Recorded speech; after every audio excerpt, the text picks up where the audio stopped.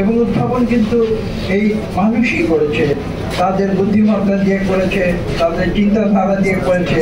উদ্দেশ্য ছিল কি? মানব সমাজের কল্যাণ সাধন।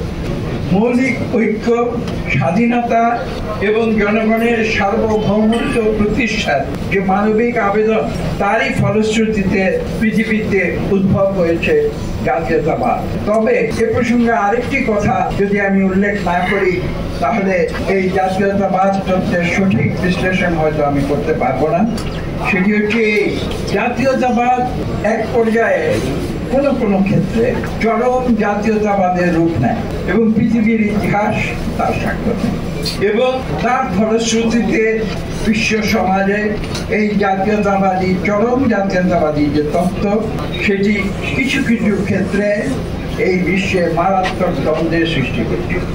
ইতিহাস সেটা সাক্ষ্য দেয়। বলা বাহুল্য, বাংলাদেশের ক্ষেত্রেও কথাটি আপনারা লক্ষ্য করবেন আমি বিশেষভাবে, যে বলা বাহুল্য সেই চরম জাতীয়তাবাদের ধারণা বাংলাদেশের ক্ষেত্রে এক পর্যায়ে একটি সাংঘর্ষিক পরিস্থিতি উদ্ভব ঘটেছে, যা থেকে উত্তরণের পথ হিসেবে আমরা বিশ্বাস করি শহীদ প্রেসিডেন্ট জিয়া রহমান এক অনবদ্য ভাবধারা প্রবর্তন করেছিলেন এবং সেই ভাবধারার নাম হচ্ছে বাংলাদেশী জাতীয়তাবাদ। তবে এই বিশ্লেষণে বিস্তৃত যাবার আগে, যার উপরে ভিত্তি করে মালক মল্লিক পুরো গ্রন্থটি রচনা করেছেন, আমি এখনই এসে দেখলাম, আগে দেখার সুযোগ হয়নি, সেই বিশ্লেষণে যাবার আগে আমি জাতীয়তাবাদের রাজনৈতিক যে ধারণাটির উদ্ভব, তার প্রসার এবং তার বিবর্তনের ইতিহাসটির একটি সংক্ষিপ্ত পর্যালোচনা এখানে করতে চাই এবং বিশ্বাস করি সেটা আজকে অবান্তর হবে না। সপ্তদশ শতাব্দীর শেষভাগ কিংবা অষ্টাদশ শতাব্দীর শুরু থেকেই জাতীয়তাবাদের যে ধারণাটি সৃষ্টি হয়েছিল তা ক্রমশ দানা বাঁধতে শুরু করেছিল।